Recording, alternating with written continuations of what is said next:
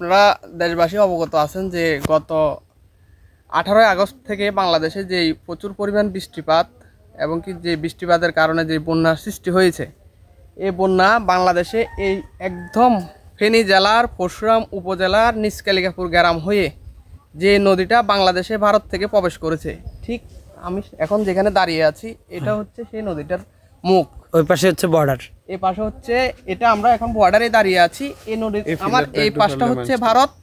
ভারত থেকে এই নদীটা এদিক দিয়ে এসে আমাদের নিচকালিকাপুর গ্রাম হয়ে 1 নম্বর মির্জানগর ইউনিয়ন হয়ে পরশুরাম উপজেলা ফেনী জেলা এদিক দিয়ে নদীটা বাংলাদেশে প্রবেশ করছে।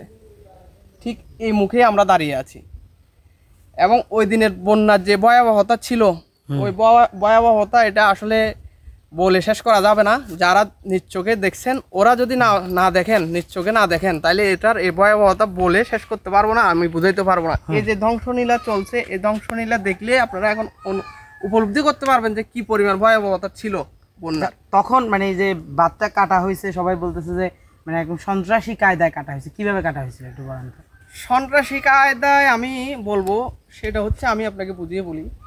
এই যে নদী ভারত থেকে এসে বাংলাদেশে প্রবেশ করছে, ঠিক আমার পিছনে যেটা দেখতেছেন, এই নদীটাই হচ্ছে মূলত পুরাতন নদী, মেন নদী। এই যে ভাঙা অংশটা দেখতেছেন এখন এখানে, এটা ছিল একদম প্রায় 3 তলা বিশিষ্ট গর্ত হয়েছে এখন এখানে। এটা ছিল চর, এবং কি আমার এই যে ডান পাশে যেটা দেখতে পাচ্ছেন, এটা হচ্ছে ইন্ডিয়ার একটা রাস্তা ছিল এই সীমান্ত পর্যন্ত। প্রথমে ইন্ডিয়ার বিএসএফ, ইন্ডিয়ার জনগণের সাহায্য সহযোগিতা নিয়ে ওরা সহজ পথ খাটাই চাইছিল আমাদের বাংলাদেশের এই যে আমরা যেখানে এখন দাঁড়িয়ে আছি, অবস্থান করতেছি, এই বেরিবারটা কাটার জন্য ওরা চেষ্টা করছিল। এসে যখন আমাদের স্থানীয় জনগণ প্রতিরোধ করে তুলছে বিজেপির সহযোগিতায়, আমাদের বিজেপি ক্যাম্পাসে এলাকায় বিজেপির সহযোগিতায় যখন সবাই প্রতিরোধ করছে, তখন ওরা বাঁধ কাটতে পারে নাই, ওরা ভেঙে চলে গেছে। তারপরে ওরা ওই পারে যাওয়ার পরে ওরা 5 রাউন্ড ফাঁকা গুলি করছে আমাদের বাংলাদেশের জনগণকে উদ্দেশ্য করে, যাতে ভয়ভীতি পেয়ে জনগণ আর এখানে অবস্থান না করে। তবে আমাদের এদিকে নিচকালিকাপুর গ্রামের জনগণ অত্যন্ত সাহসী, সবাই অবস্থান করে সারা রাতভর নদী পাহারা দিছে, বাঁধ পাহারা দিছে। তারপরে এরা আমাদের বাংলাদেশের সীমান্ত বেড়িবাঁধ কাটতে ব্যর্থ হয়ে ওদের নিজেদের বেড়িবাঁধটা কেটে দিয়েছে ওরা। এবং ওই বেড়িবাঁধ একটু করে কেটে দেওয়ার পরে, এটা গভীর রাতে পানির যখন পর্যাপ্ত পরিমাণ পেঠাচ্ছিল, ওদের বেড়িবাঁধ ভাঙতে পুরো এটা বাংলাদেশের বেড়িবাঁধ পর্যন্ত এফেক্ট করে ফেলছে। এবং আমাদের এই যে আপনারা দেখতে পারবেন, আমাদের এই পাশে পুরো বেড়িবাঁধ, বাংলাদেশের সীমান্ত পুরো একটা গ্রাম ডুবে গেছে পানির নিচে। এবং কি ওদের বেড়িবাঁধ ভাঙার ফলে পুরো ফেনী জেলায় ডুবে গেছে। আমাদের এদিক দিয়ে পানি নেমে সেটা আস্তে আস্তে পুরো ফেনী জেলা, আমি সেটা বলতেছি।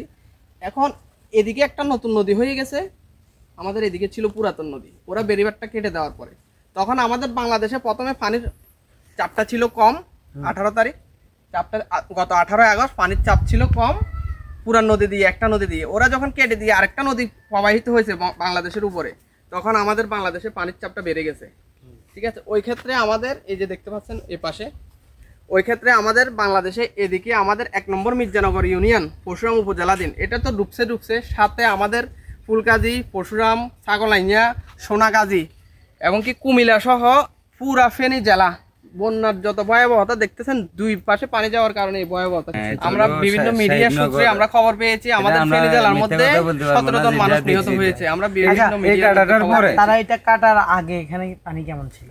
তারা কাটার পরে কাটার আগে একবারে মানে কি গাঙ্গাল বেড়িবাঁধের সমান ছিল, মানে তখন এরকম এফেক্ট হয় নাই। এরা 10টা বাজে আইসে একবার কাটতে পারে নাই, এরপর রাতে 2টা বাজে আইসা ইন্ডিয়ান প্রশাসন সহ আই, এরপরে পাবলিক সহ আই মিলে এদিকে কাটে দিছে। কাটে দেওয়ার পরে আমাদের গ্রামের রাস্তা যেগুলা ছিল, এই যে নিচে বাড়িগুলা দেখেন, সব পানির, প্রতিটা বাড়ির মধ্যে অন্তত 3 ফুট মারি ইয়ে করছে, পানি উঠে গেছে। পরশুরাম উপজেলায় যে সীমান্ত হয়ে নদীটা বাংলাদেশে প্রবেশ করেছে, আমি দেশবাসীর কাছে আহ্বান করব, এই নদীটা এসে যাতে সবাই একটু পরিদর্শন করে দেখে যায় যে ধ্বংসলীলা চলছে এই নদীর পারে, এগুলা যাতে একটু দেখে যায়। না হয় আমাদের পুরা ফেনী জেলা এবং কি এই 2024 সালের বন্যায় যে ক্ষতিটা হয়েছে আমাদের দেশের, এই ক্ষতি পুনরায় আবার যে কোনো মুহূর্তে হতে পারে। এবং কি এর পরবর্তীতে যে ক্ষতিটা হবে, এটা আরো অনেক ভয়াবহ ক্ষতি হবে, কারণ এটা আপনারা সরজমিনে যারা আসতেছেন তারাই দেখতেছেন। তো আমি দেশবাসীর কাছে যারা বন্যায় ক্ষতিগ্রস্ত হয়েছেন, সবার কাছে আমি আহ্বান করব এখানে এসে অন্তত আপনারা সরজমিনে এসে দেখে যান। আচ্ছা, তারা কষ্ট করে তারা কেটে আর এটা দিয়েছে। আমরা দ্রুত পুনর্নির্মাণের বেড়িবাঁধ যেভাবে সম্ভব হয় ওভাবে পুনর্নির্মাণ করে আমাদের গ্রাম না উপজেলা না, এটা পুরো এখন দেশের একটা বৃহত্তর স্বার্থে, জাতির স্বার্থে, দেশের স্বার্থে এটা আমরা সংস্কার চাই। এটার এই পাশে বিলেনিয়া শহর না, জি মানে সেটা রক্ষার জন্য তারা এটা করছে। হ্যাঁ, আমাদের বাম পাশে ভারতের বিলোনিয়া শহর, ঐতিহ্যবাহী শহর, ওই শহর যখন ডুবে যাচ্ছে ওই জন্যই ওরা ওদের পাশে বেরিবারটা কাটছে। ওদের পাশে কাটার পর ওটা ভাঙতে ভাঙতে আমাদের বাংলাদেশ এটা অ্যাকচুয়ালি ওদের কাছে না, এটা নো ম্যানস ল্যান্ড, জনদেশী সম্পত্তি। একই রাস্তা আছে। আমি যেমনটি ওনারা বলছিলেন এবং যেটা দেখছেন যে আমার পেছনে এখন আরেকটি নদী প্রবাহিত হয়েছে, মুহুরী নদী থেকে একটি শাখা নদী প্রবাহিত হয়েছে, অথচ এটি একটি জমি ছিল, চর ছিল, এখানে জমি চাষ হতো। ইন্ডিয়া এখানে যেই বেড়িবাঁধ বা রাস্তাটি ছিল হঠাৎ করে এটি কেটে দিয়েছে অনেকটা একদম সন্ত্রাসী কায়দায়, যার ফলে মূলত এখানে এই নদীটা প্রবাহিত হয়েছে এবং এত পানির চাপ এখান দিয়ে নেমেই মূলত পুরো ফেনী জেলাকে ভাসিয়েছে। না হয় হয়তো নদীর বাঁধ উপচে পানি উঠতো বা গ্রাম কিছু অংশ ডুবতো, কিন্তু এত বড় ম্যাসাকার হয়তো হতো না, এমনটা মনে করেন এখানকার জনগণ।